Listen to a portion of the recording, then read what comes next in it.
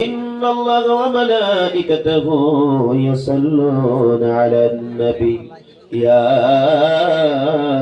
أيها الذين آمنوا صلوا عليه وسلموا تسليما اللهم صل على سيدنا مولانا محمد وعلى آل سيدنا مولانا محمد শিয়াবে আবু তালিব শেখ কারাগার কাটলো সদাই সে বহুদিন হলো পার না খেয়ে না ঘুমে কত রাত কেঁদে কেঁদে দিন কায়েমের তরে ধৈর্য ধরে ধরে রাসূল এসে গেল বদর উহুদ খন্দক পরীক্ষা জানমাল দিয়ে পাস হলো কত পরীক্ষা অবশেষে এসে গেল দিন কায়েমের বিজয় তরি রাসূল আমার বলে দিলেন খায়রুল কুরুনি করনি আল্লাহুম্মা সাল্লি আলা সাইয়্যিদিনা মাওলানা মুহাম্মদ ওয়া আলা আলি সাইয়্যিদিনা মাওলানা মুহাম্মদ বালাগাল উলা বিকামালিহি কাশাফাত দুজা বিজামালিহি حسنت جميع خصاله صلوا عليه وآل شرك المكان بنوره صد جمال لسوره نسخ الملل بظهوره نسخ الملل بظهوره صلوا عليه وآله صلوا عليه وآله لا إله إلا الله جد لا إله إلا الله لا إله إلا الله جد لا إله إلا الله لا إله إلا الله لا إله إلا الله لا إله إلا الله محمد رسول الله صلى الله عليه وسلم যাও পাঠশালা তুর্কনিপাত মদিনা মসজিদের উন্নতি কল্পে আয়োজিত বিশাল দিনী ওয়াজ মাহফিলের স্বনামধন্য সুযোগ্য আমার ছেলে তাজ সভাপতি সাহেব আজকের বিশাল দিনী ওয়াজ মাহফিলের বিশিষ্ট অতিথি বন্ধুবর হযরত মাওলানা মুফতি রফিকুল ইসলাম সাহেব আজকের বিশাল দিনী ওয়াজ মাহফিলের প্রাক্তন ইমাম হাফিজ ফখরুদ্দিন সাহেব মঞ্চে উপবিষ্ট হযরত উলামায়ে কেরাম সামনে বসে থাকা বাবার বয়সের মুরব্বিয়ান সমাজ ইসলামের মেরুদণ্ড প্রান্তর যুবক ভাইয়েরা আড়ালে বসে বসে মাইকের আওয়াজ শুনে থাকা আমার অতি শ্রদ্ধার সম্মানিতা মা ও বোনেরা যে আল্লাহ আমাদেরকে সুস্থ রেখে ভালো রেখে কোরআনুল কারীম থেকে নবীদের অসংখ্য হাদিসের থেকে দীর্ঘক্ষণ ধরে বর্ণনা শোনার জন্য তৌফিক দিয়েছে আল্লাহ শুকরিয়া আদায় করে আমরা সকলে বলি আলহামদুলিল্লাহ আরেকটু জোরে বলি আলহামদুলিল্লাহ নবী করিম সাল্লাল্লাহু আলাইহি সাল্লামের প্রতি লাখ কোটি দরুদ ও সালাম যেই নবীর অশেষ কষ্টের বিনিময় ঈদগাহ কিভাবে নির্মাণ করতে হয় কবরস্থান কিভাবে নির্মাণ করতে হয় মসজিদ কিভাবে নির্মাণ করতে হয় আমরা বুঝতে পেরেছি সে দয়ার নবী মায়ার নবী রাহমাতুল লিল আলামিনকে দিবার মতন কিছু নেই শাফায়াতের আশা নিয়ে আমরা নবীজির উপরে দুরূদ শরীফ পড়ছি সকলে বলছি সাল্লাল্লাহু আলাইহি ওয়াসাল্লাম সম্মানিত দিনী ভাইরা যারা রাস্তাঘাটে দোকানে পহরে বাড়িতে এদিক সেদিক আছেন আমি আপনাদেরকে আহ্বান করছি অনুরোধ করছি যদি সম্ভব হয় আপনারা প্যান্ডেলের মধ্যে এসে বসুন আলহামদুলিল্লাহ আমরা যতটা মানুষ বসেছি শুকরিয়া আলহামদুলিল্লাহ আমি ভাবছি যে এতগুলো মানুষ হবে কিনা তবে যথেষ্ট মানুষ হয়েছে আলহামদুলিল্লাহ বলেন আরো জোরে বলেন আলহামদুলিল্লাহ আমরা এখানে প্রায় 70 থেকে 72 ঘর মানুষ আছি এক একজন করে মানুষ যদি এখানে আসতো বা দুইজন করে যদি মানুষ আসতো এখানে জায়গা হতো না কথা বলেন ঠিক না ঠিক আমরা সবাই এই মুহূর্তে আমরা মোবাইলে ব্যস্ত হয়ে আছি আজকের দিনটা আপাতত কুরবানি করার দরকার ছিল, যে আমাদের কাছে মুফতি সাহেব আসবে, ইদ্রিস ভাই আসবে, কোরআন থেকে হাদিস থেকে কিছু বর্ণনা করবে, আপাতত মোবাইলটা বন্ধ করে দিয়ে মাহফিলে আসার দরকার ছিল। কিন্তু অবশ্যই আসবে। আপনারা জানি, আমি জানি আপনারা কর্ম করা মানুষ, এখনো পর্যন্ত অনেক মানুষ পাঠশালাতে আছে দিনী ভাইয়েরা। তবে দোয়া করছে আপনারা যে কর্ম করেন, আল্লাহ পাক রব্বুল আলামিন সবাইকে এই কর্ম করে হালাল রুজি ইনকাম করে আপনাদের ছেলে এবং মেয়েদেরকে সুশিক্ষায় শিক্ষিত করার তৌফিক দান করুক, আমরা বলি আমিন। আর একটু জোরে বলেন আমিন। আপনারা একটু গরম হইবেন, তাহলে সেটা ওয়াজ বলা হইব। দিনী ভাইয়েরা, কোরআনুল কারীম থেকে একটা আয়াত পড়ছি, একটা হাদিস পড়ছি, আপনাদেরকে সামনে রেখে ইনশাআল্লাহ কোরআন হাদিস সামনে রেখে কথা বলবো। মা তাওফিক ইল্লা বিল্লাহ, আলাইহি তাওয়াক্কালতু ওয়া ইলাইহি উনীব। একটু জোরে বলেন আমিন। আমিন। আর একটু জোরে বলেন আমিন। খায়া শুনলে না খায়া শুন, খায়া শুনলে না খায়া শুন, তাহলে আওয়াজ তো আজ থেকে জোরে হইতো না? জোরে বলে হইতো না? এখন আমিন কবর করছিলেন, স্বীকার করবার করছি, আমিন জোরে হইব না নাই? ইনশাআল্লাহ বলেন। আর একটু জোরে বলেন ইনশাআল্লাহ। মাশাআল্লাহ, যে জোরে আওয়াজ দিচ্ছেন মনে হয় 3 ঘন্টা আওয়াজ করলে বয়ে থাকবেন আপনারা। আসেন না যাবেন গা? আসল তো, কিন্তু মাঝে মাঝে দেখা যায় খাসাটা আছে, রুহ গেছে খেতার তলে। আমার ভাইরা, আমার মা বোনেরা, একটু ভালো করে শুনুন। আল্লাহ পাক রব্বুল আলামিন পৃথিবীতে আশরাফুল মাখলুকাতের ভিতরে আমাদেরকে মানুষ হিসেবে পাঠিয়ে দিয়েছেন। আল্লাহ যদি ইচ্ছা করতো জঙ্গলার জীবজন্তু বানাইতে পারতো, আল্লাহ তা না করে আমাদেরকে মাখলুকাতের মধ্যে শ্রেষ্ঠ মানুষ হিসেবে পাঠাইছে। আল্লাহ পাক রব্বুল আলামিন কোরআনুল কারীমের ভিতরে বলেন, ইয়া আইয়ুহাল্লাযীনা আমানুত্তাকুল্লাহা হাক্কা তুকাতিহি ওয়া লা তামুতুন্না ইল্লা ওয়া আনতুম মুসলিমুন। জোরে বলুন আল্লাহু আকবার।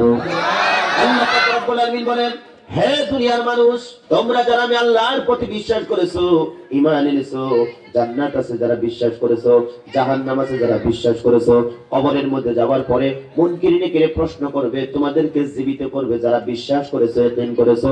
আল্লাহ পাক রব্বুল আলামিন বলে, হে ঈমানদার সকল, তোমরা আমি আল্লাহ পাক রব্বুল আলামিনকে ভয় করো। কেমনে ভয় করবেন? আল্লাহ পাক রব্বুল আলামিন বলে, হাক্কা তুকাতিহি, যথাযথ ভয় তোমরা আমি আল্লাহ পাক রব্বুল আলামিনকে করো। মানুষ তো এখন আল্লাহ পাক রব্বুল আলামিনকে ভয় করে না। মানুষ যদি আল্লাহ পাক রব্বুল আলামিনকে যদি ভয় করতো, মানুষে কখনো ট্রাক্সের বিজনেস করতে পারতো না। মানুষ যদি আল্লাহ পাক রব্বুল আলামিনকে ভয় করতো, মদ পান করতে পারতো না। মানুষ যদি আল্লাহ পাক রব্বুল আলামিনকে যদি ভয় করতো, মিথ্যা কথা বলতে পারতো না। মানুষ যদি আল্লাহ পাক রব্বুল আলামিনকে ভয় করতো, জিনা ব্যভিচার করতে পারতো না। মানুষ যদি আল্লাহ পাক রব্বুল আলামিনকে ভয় করতো, এই পৃথিবীর জমিনের মধ্যে কোনো দাঙ্গা হাঙ্গাই হতো না। বোঝা গেল মানুষ পৃথিবীর জমিনের মধ্যে আমার আল্লাহ পাক রব্বুল আলামিনকে ভয় করে না। কথা বলেন ঠিক না ঠিক? মানুষ আল্লাহকে ভয় করতে চায় না। দিনী ভাইয়েরা, যারা আল্লাহকে ভয় করে তাদের জন্য মসজিদে এসে 5 ওয়াক্ত নামাজ পড়া সহজ হয়ে যায়, আসান হয়ে যায়। যারা আল্লাহকে ভয় করে, মহিলা মানুষ যারা আল্লাহকে ভয় করে, তাদের জন্য পর্দা করা সহজ হইয়া যায়। যারা আল্লাহকে ভয় করে পৃথিবীর জমিনের মধ্যে চলে, তারা নোংরা কাজ কখনো করতে পারে না। দিনী ভাইয়েরা, বোঝা গেল এখনো পর্যন্ত আমাদের অন্তরের মধ্যে মালিকের ভয় পয়দা হয় নাই। দিনী ভাইয়েরা, আমরা আল্লাহকে ভয় করব, বলি ইনশাআল্লাহ। পৃথিবীর কাউকে দেখে ভয় করব না। আপনি আল্লাহকে দেখে ভয় করেন, পৃথিবীর যত মাখলুক আছে সমস্ত মাখলুক আপনাকে দেখে ভয় করবে। একটু সুবহানাল্লাহ কোন। সুবহানাল্লাহ। দিনী ভাইয়েরা আমার, মানুষের অন্তরের মধ্যে আল্লাহ পাক রব্বুল আলামিনের ভয় নাই। সেজন্য আমি আপনাদেরকে 2টা চরণ ধরে 2টা পায়ে ধরে বলে যাই, পৃথিবীর জমিনের মধ্যে যতদিন জিন্দা থাকবো, আর্মি বলো, পুলিশ বলো, সেরপি বলো, যত বড় বড় মন্ত্রী মিনিস্টার আছে, কাউকে দেখে আমরা ভয় করব না। কেবলমাত্র শুধুমাত্র আল্লাহ পাক রব্বুল আলামিনকে দেখে ভয় করে যদি পৃথিবীর মধ্যে চলাফেরা করতে পারি, সমস্ত মাখলুকগুলো তোমাকে আমাকে দেখে ভয় করবে। চিল্লায়া এখন সুবহানাল্লাহ। যাদের হৃদয়ে আছে আল্লাহর ভয়, তারা কবু পথ ভুলে যায় না। আল্লাহর প্রেম ছাড়া এই দুনিয়ায় কারো কাছে কোনো কিছু চাই না। রাতের আধারে যারা সেজদাতে রয়, দুচোখের অশ্রুতে নদী যেন বয়। ছলনার হাতছানি যতই দেখাও, পিছনে ফিরে সে তাকায় না। যাদের হৃদয়ে আছে আল্লাহর ভয়, তারা কবু পদ ভুলে যাই না। তিনি ভাইয়ের আমার, এই পৃথিবীর জমিনের মধ্যে যতদিন আপনি আমি জিন্দা থাকবো, পৃথিবীর কাউকে দেখে ভয় করবো না, কেবলমাত্র শুধুমাত্র যে আসমানের মালিক, জমিনের মালিক, তোমার আমার মালিক, সেই মালিককে ভয় করে আমরা 5 ওয়াক্ত নামাজ পড়বো। জোরে বলুন ইনশাআল্লাহ। বিশ্বনবী মুহাম্মদ সাল্লাল্লাহু আলাইহি ওয়াসাল্লামকে জিজ্ঞেস করা হলো, أنا أبي عبد الله بن مسعود رضي الله تعالى عنه قال قال رسول الله صلى الله عليه وسلم أي العمل أحب إلى الله تعالى قال الصلاة على وقتها قلت ثم أي قال البر الوالدين قلت ثم أي قال الجهاد في سبيل الله رواه البخاري। নবীজিকে প্রশ্ন করা হলো, হুজুর গো, আল্লাহর কাছে কয়টা আমল বেশি প্রিয়? নবী করিম সাল্লাল্লাহু আলাইহি ওয়াসাল্লাম উত্তর দিলেন, 3টা আমল সবথেকে আল্লাহ পাক রব্বুল আলামিনের কাছে সবথেকে বেশি প্রিয়। 1 নম্বর হলো ক্বালাস সালাতু আলা ওয়াক্তিহা, সময় মতো নামাজ পড়া, এই কাজটা হলো আল্লাহর কাছে সবথেকে প্রিয় কাজ। 2 নম্বরে প্রশ্ন করা হলো, কুলতু সুম্মা আইয়ু ইয়া রাসূলুল্লাহ ইয়া হাবিবাল্লাহ, এরপর কোন আমলটা বেশি প্রিয়? আল্লাহর নবী সাল্লাল্লাহু আলাইহি ওয়াসাল্লাম বললেন, ক্বালাল বিরুল ওয়ালিদাইন, মা এবং বাবার সঙ্গে সৎ আচরণ করা, ভালো ব্যবহার করা, এই কাজটা হলো আল্লাহ পাক রব্বুল আলামিনের কাছে সবথেকে বেশি প্রিয়। 3 নম্বর নবীজিকে জিজ্ঞাসা করা হলো, হুজুর এরপর কোন আমলটা আল্লাহ রাব্বুল আলামিনের কাছে সবথেকে বেশি প্রিয়? নবী করিম সাল্লাল্লাহু আলাইহি সাল্লাম বললেন, ক্বালাল জিহাদু ফি সাবিলিল্লাহ, আল্লাহর দ্বীন কায়েমের জন্য যুদ্ধ করা, লড়াই করা, এই কাজটা হলো আল্লাহর কাছে সবথেকে বেশি প্রিয়। ও যুবক ভাইরা আমার, আমি তোমাদেরকে যুদ্ধের কথা বলবো না, জিহাদের কথা বলবো না। দিনী ভাইরা আমার, নফসের সাথে আজকে থেকে তোমরা জিহাদ করবা, মনের সাথে জিহাদ করো। নফসের সাথে যদি জিহাদ করতে পারো, এই দুনিয়ার জমিনের মধ্যে তুমি শ্রেষ্ঠ ব্যক্তি হতে পারবা। আল্লাহ আমাদের সবাইকে নফসের সাথে জিহাদ করার তৌফিক দান করুক। সকলে বলি আল্লাহুম্মা আমিন। আমাদের এই নফসে, আমাদের এই মনে অনেক কিছু চাইবে ভাই, সবকিছু দেওয়া যাবে না। নফসের কাজ হইল চাহিদা করা। কি করা ভাই? কথা বলেন, কি করা? চাহিদা করা। নফসের কাজ হলো চাহিদা করা। নফসের চাহিদা করবে, গাড়ি বানাও, গাড়ি কিনো, বাড়ি বানাও, বিবাহ করেছো আরেকটা বিবাহ করো, মাটি কিনেছো 3 বিঘা, আরো 3 বিঘা কিনো, বিল্ডিং দিয়েছো আরেকটা বিল্ডিং এর মাথা মারো। এটা হলো নফসের চাহিদা। নফসের সমস্ত চাহিদা দেওয়া যাবে না। মনের অনেক চাহিদা আছে, সব চাহিদা দেওয়া যাবে না। দিন ভাইয়ের আমার, নফসের অনেক কয়টা ভাগ আছে। একটা হলো নফসে আম্মারা, আর একটা হলো নফসে লাওয়ামা, একটা হলো নফসে মুতমাইন্না। নফসে আম্মারের কাজ হলো খালি চাহিদা করা, খালি চাহিদা করা, খালি খারাপের দিকে চাহিদা করা। আল্লাহর বান্দা, আমাদের নফসে চাবে মদ খাওয়ার জন্য, আমাদের নফসে চাবে ড্রাগস খাওয়ার জন্য, আমাদের নফসে চাবে নামাজ ছেড়ে দেওয়ার জন্য, আমাদের নফসে চাবে বেপরদাতে হায়া হয়ে ঘোরার জন্য। আমরা এই নফসের চাহিদাগুলো আমরা পুরা করব না। জোরে জোরে বলো ইনশাআল্লাহ। আরেকটু জোরে বলেন ইনশাআল্লাহ। ভাইরা আমার, খেয়াল করে লক্ষ্য করুন, আমি নফস সম্পর্কে বলতেছিলাম।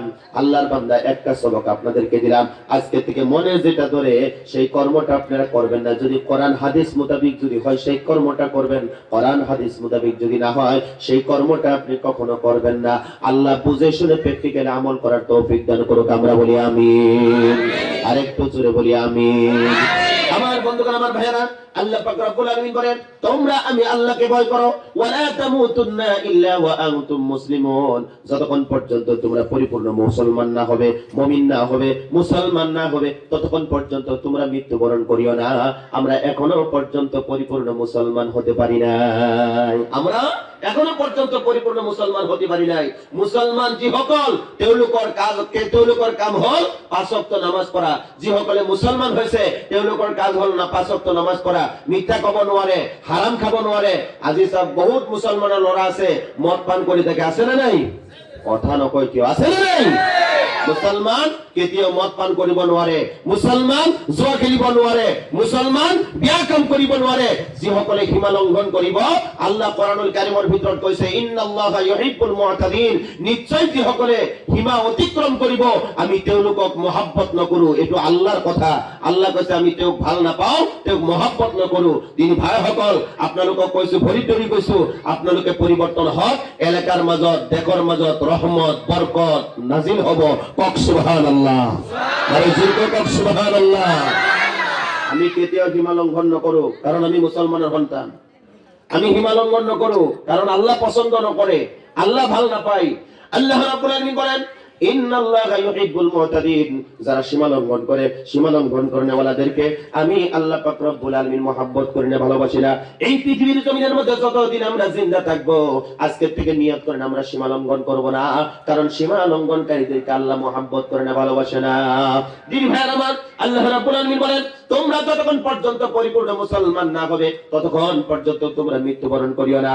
আমরা এখনো পর্যন্ত মুসলমান হতে পারি নাই। বিশ্ব নবী মুহাম্মদ সাল্লাল্লাহু আলাইহি ওয়াসাল্লাম হাদিসের ভিতরে জানিয়ে দিয়েছেন, মুসলমান বলা হয় সেই ব্যক্তিকে যার হাতের দ্বারা মানুষ নিরাপদে থাকে, জবানের দ্বারা মানুষ নিরাপদে থাকে, চলাফেরার মাধ্যম দিয়ে মানুষ নিরাপদে থাকে, ওই ব্যক্তিদেরকে মুসলমান বলা হয়। একজন মুসলমান আর একজন মুসলমানের প্রতি কয়টা হক আছে?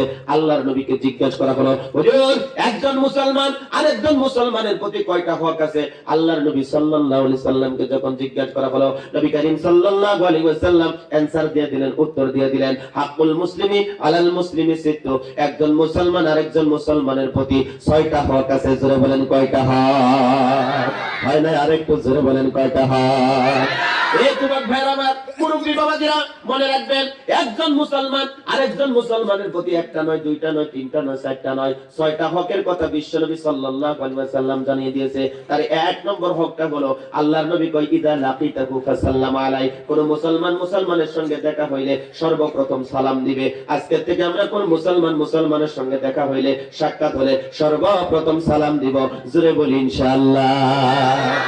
এক নম্বর হক হইল কোন মুসলমান মুসলমানের সঙ্গে দেখা হইলে, সাক্ষাৎ হইলে সর্বপ্রথম সালাম দেওয়া লাগবে। এটা হলো মুসলমানদের হক। সালাম দিবেন ইনশাআল্লাহ? মাশাআল্লাহ, আপনারা সালাম দিয়েছেন। আজকে এখানে আসার পরে আমাদের মুফতি সাহেবকে আপনারা সালাম দিয়েছেন, মুসাফা করেছেন, আমার সঙ্গে সালাম মুসাফা করেছেন। বোঝা গেছে যে একটা হক আপনারা আদায় করছেন, একটা হক মুসলমানের আদায় করছেন। ইনশাআল্লাহ পরবর্তীতেও আরো এলাকার মধ্যে কোনো মুসাফির, কোনো হুজুর, কোনো আলিম, মুফতি, মুহাদ্দিস যদি আসে, এবং কি আমাদের এলাকার বন্ধু বান্ধব, আত্মীয় স্বজন যারা আছে, একজন আরেকজনের সঙ্গে মোলাকাত হওয়ার সঙ্গে সঙ্গে কি বলবো ভাই? আসসালামু আলাইকুম ওয়া রাহমাতুল্লাহ। কি বলবো? জোরে বলেন, আসসালামু আলাইকুম ওয়া রাহমাতুল্লাহ। কোরআনুল কারীম সূরা আল্লাহ রাব্বুল আলামিন সালাম সম্পর্কে বলেন, ওয়া ইযা হুইয়িতুম বিতাহিয়াতিন ফাহাইয়ু বিআহসানা মিনহা আও রুদ্দুহা ইন্নাল্লাহা কানা আলা কুল্লি শাইইন হাসিবা। আল্লাহ পাক রব্বুল আলামিন বলে, কেউ যদি তোমাকে সালাম দেয় তুমি তাকে সালামের উত্তরটা দিও, কেউ যদি তোমার জন্য দোয়া করে তুমিও তার জন্য দোয়া করিও। কিন্তু আমাদের মধ্যে কিছু সংখ্যক মুসলমান আছে গো, আমরা সালাম দিলে সালামের উত্তর দিতে চাই না, আমরা তাকাব্বুরি কইরা, অহংকারী কইরা বসে থাকি। আমি হলাম মালদার, 3টা গাড়ির মালিক, 4টা গাড়ির মালিক, অনেক ধন দৌলত আছে, অনেক টাকা পয়সা আছে, আমি কেন তোমাকে সালাম দিতে যাব? কারণ আমি হলাম গ্রামের দেওয়ানি, আলী হলাম গ্রামের মাতাব্বর, তোমরা আমাকে সালাম দিবা, আমি তো তোমাদেরকে সালাম দিব না। না না না, বিশ্বনবী সাল্লাল্লাহু আলাইহি ওয়াসাল্লাম বলেছে, একজন মুসলমান আরেকজন মুসলমানের সঙ্গে দেখা হলে সর্বপ্রথম সালাম দিবে। চিল্লায়া কোন সুবহানাল্লাহ। আল্লাহ কয় তুমি কিসের তাকাব্বুরি করো? এই কয়টার মালিক হইছো? আল্লাহ কয় একটা ফুডুং দিমু, এই ফুডুংটার ট্রিটমেন্ট করতে গিয়া, চিকিৎসা করতে গিয়া তোর ধন সম্পদ যা আছে সব বিক্রি করে, দুলিশাত করে, থালি একটা হাতের মধ্যে দিয়া, বাড়ি একটা হাতের মধ্যে দিয়া, আমি আল্লাহ মানুষের দুয়ারে দুয়ারে পাঠিয়ে দিতে পারি। এতখানি ক্ষমতা, যোগ্যতা আমার আল্লাহর আছে না নাই? কথা কোন নাকি আছে না নাই? অবশ্যই আছে। নদীর পার ভাঙ্গে ওপার গরে, এই তো নদীর খেলা, সকাল বেলা দনির তুই গরিব সন্ধ্যা বেলা। আল্লাহ রাব্বুল আলামিন যদি ইচ্ছা করে আমাদেরকে দরিদ্র বানায়া মানুষের দুয়ারে দুয়ারে পৌঁছে দিতে পারে। এতখানি ক্ষমতা, যোগ্যতা আমার আল্লাহ পাক রব্বুল আলামিন আছে। দিনী ভাইয়ার আমার, সেজন্য কোন সাইল, কোন ভিখারি আমাদের কাছে যদি সালাম দিয়ে যদি কোনো কিছু চায়, আমরা দেল খোলা হিসাবে 10 টাকা, 20 টাকা, 50 টাকা আল্লাহর রাস্তায় কুরবানি করব। বলি ইনশাআল্লাহ। আর একটু জোরে বলি ইনশাআল্লাহ। কেন দান করবেন না? আল্লাহর রাস্তায় দান করবেন, সাদকা করবেন, বালা মুসিবত দূর হয়ে যাবে। কোরআনুল কারীম সূরা আল্লাহ রাব্বুল আলামিন বলেন, ওয়াসারি'উ ইলা মাগফিরাতিন মির রাব্বিকুম ওয়া জান্নাতিন আরদুহাস সামাওয়াতু ওয়াল আরদ উ'ইদ্দাত লিল মুত্তাকিন। আল্লাহ রাব্বুল আলামিন বলে তোমরা দৌড়াও। আল্লাহ কি বলে? দৌড়াও। এখন কোন দিকে দৌড়াইতাম? পাঠশালার দিকে না এদিকে না পশ্চিম দিকে? কোন দিকে দৌড়াইতাম? আল্লাহ রাব্বুল আলামিন এই আয়াতের ভিতরে জানিয়ে দিলেন, বান্দারে তোমরা দৌড়াও, ওয়াসারি'উ ইলা মাগফিরাতিন মির রাব্বিকুম, তোমরা দৌড়াও মাগফিরাতের দিকে, তোমরা দৌড়াও জান্নাতের দিকে দৌড়াও। আমার বন্ধুগণ, জান্নাত যদি আপনারা পেতে চান, মাগফিরাত যদি পেতে চান, তাহলে পুরুষ মানুষগুলো দৌড়ে দৌড়ে মসজিদের মধ্যে আসা লাগবে। কথা কোন ঠিক না বেঠিক? মসজিদে আসা লাগবে। মসজিদে আসিয়া সালাত আদায় করা লাগবে। সালাত যদি আদায় করেন, আল্লাহ কয় আমি আল্লাহ তাদেরকে মাগফিরাত করে দিব। আমার আল্লাহ কয় আমি আল্লাহ সালাত আদায় করনে ওয়ালা ব্যক্তিদের জন্য আমি আল্লাহ জান্নাত রাখছি। কোন সুবহানাল্লাহ। ভাই জানজা, হ্যালো জানজা, জাগাত বই করেন 10 মিনিট হইছে না, বসে উঠতে যাইতেছেন, ডায়াবেটিস আছে নাকি? এটা জিকির করুন, লা ইলাহা লা ইলাহা ইল্লাল্লাহ, জোরে লা ইলাহা ইল্লাল্লাহ, লা ইলাহা ইল্লাল্লাহ, লা ইলাহা ইল্লাল্লাহ, লা ইলাহা ইল্লাল্লাহ, লা ইলাহা ইল্লাল্লাহ মুহাম্মাদুর রাসূলুল্লাহ সাল্লাল্লাহু আলাইহি ওয়াসাল্লাম। আমার দিকে খেয়াল করুন আমার বন্ধুগণ। আল্লাহ রাব্বুল আলামিন বলেন, এ বন্ধু আল্লাহ কয় তোমরা দৌড়াও মাগফিরাতের দিকে, দৌড়াও জান্নাতের দিকে দৌড়াও। আমরা জান্নাত কোথায় গেলে পাবো? মাগফিরাত কোথায় গেলে পাবো? আমরা পুরুষ মানুষ আযান যখন হয় মসজিদের মধ্যে যদি আসি, মাগফিরাত পেয়ে যাব, জান্নাত পেয়ে যাব। সেজন্য আজকে থেকে নিয়ত করেন, আল্লাহু আকবার, আমরা যতদিন দুনিয়ার জমিনের মধ্যে জিন্দা থাকবো মসজিদের সঙ্গে সম্পর্ক রাখবো, মসজিদের সঙ্গে সম্পর্ক রাখবো। আমার নবী বলে, যে ব্যক্তি মসজিদের সঙ্গে সম্পর্ক রাখে তাকে তুমি ঈমানদার বলে ঘোষণা করে দাও, আর ওই ব্যক্তির জন্য আমি আল্লাহ দুনিয়ার থেকে 70 গুণ বড় জান্নাতের ব্যবস্থা করে রেখে দিয়েছি। চিল্লায়ে বলে সুবহানাল্লাহ। আমরা মানুষ জান্নাতের দিকে দৌড়াইতে চাই না, মাগফিরাতের দিকে দৌড়াইতে চাই না। সকালবেলা ঘুমের থেকে উঠা আমাদের হান্ডিটা গাড়ির পেছনে বান্দা ছেলে মেয়েদেরকে মানুষ করার জন্য, আল্লাহর বান্দা আমরা যার যার কাজের মধ্যে ব্যস্ত হইয়া যাই। আমি আপনাদেরকে বলবো, ফজরের সালাতটা আদায় করেন, বিসমিল্লাহির রহমানির রহিম বলে গাড়িটা স্টার্ট করেন, বাড়ি থেকে বাকির হইয়া যান। আমার আল্লাহ কয়, বান্দারে ফজরের নামাজ পড়া যদি তুই বাকির হইছ, আমার হাবিব মুহাম্মদুর রাসূলুল্লাহ সাল্লাল্লাহু আলাইহি ওয়াসাল্লাম বলে, এই বান্দাকে আমি আল্লাহর জিম্মায় নিয়ে নিলাম, এই বান্দা আমার জিম্মায় থাকবে আগামী কাল ফজর পর্যন্ত, এই বান্দাটা আমি আল্লাহর জিম্মায় থাকবে। জোরে কন্না সুবহানাল্লাহ।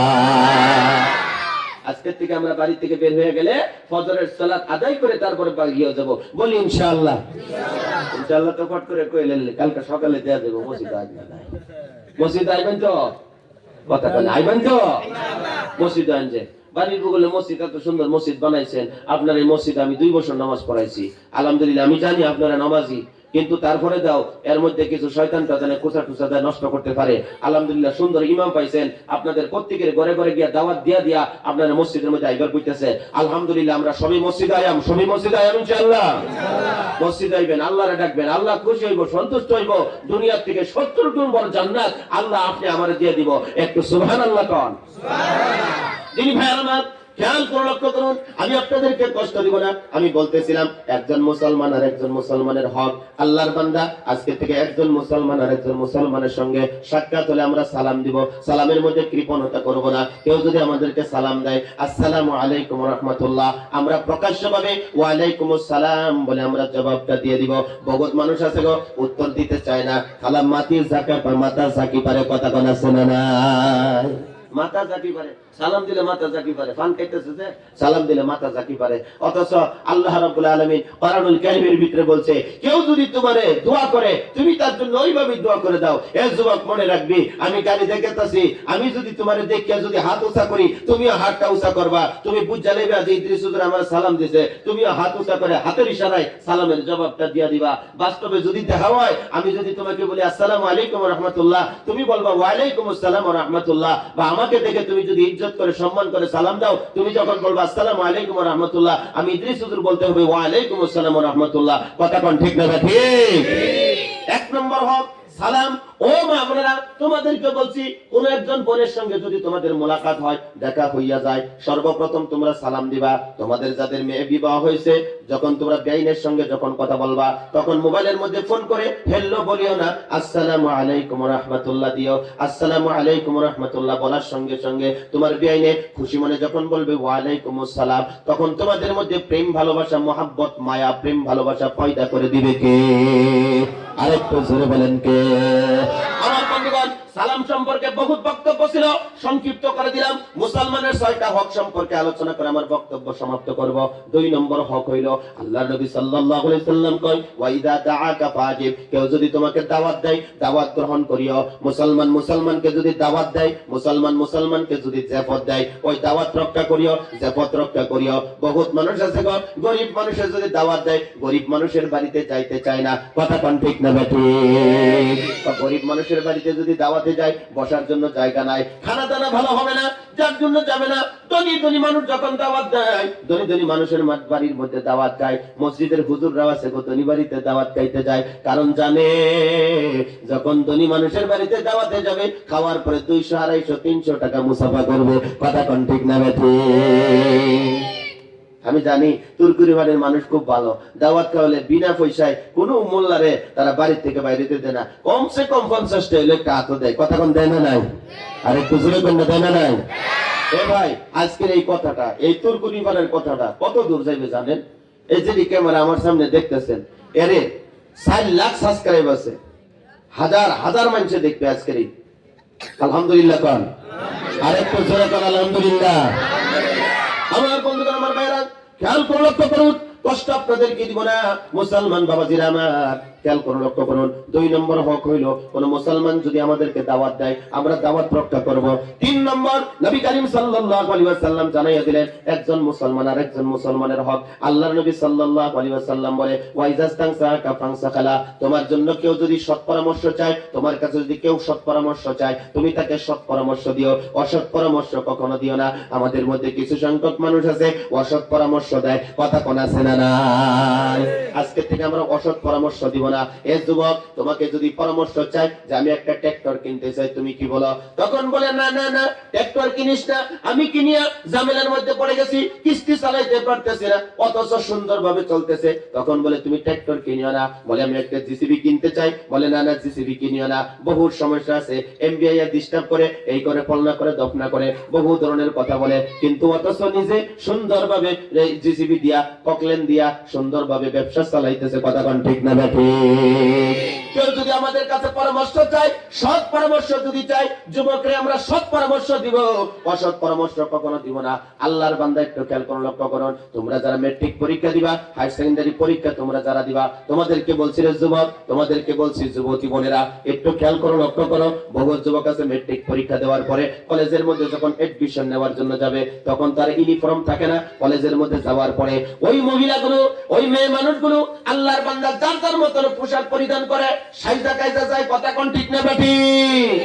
ছেলেরাও চুলের কাটিং এরকম করে দিয়া যায়। নতুন ম্যাট্রিক পাস করছে, রেজাল্ট খুব ভালো করছে, আল্লাহর বান্দা চুলের এরকম কাটিং দিছে, মাথার মধ্যে তাকাইয়া দেখবেন তার মাথার মধ্যে যেন ট্রেনের একটা রাস্তা বানাইয়া দিছে। কথা কোন ঠিক না ঠিক? যুবক, আজকে জায়গা ফলাইছি না বেজাগাত ফলাইছি? এই কথা কয় না, জায়গা ফলছে না বেজাগাত ফলছে? শয়তানের মাঝে মাঝে 2-1টা আছে, একটু তকবীর দিয়ে আমরা এই নদীটার নাম কি আছে? তুর্কুনি নদী।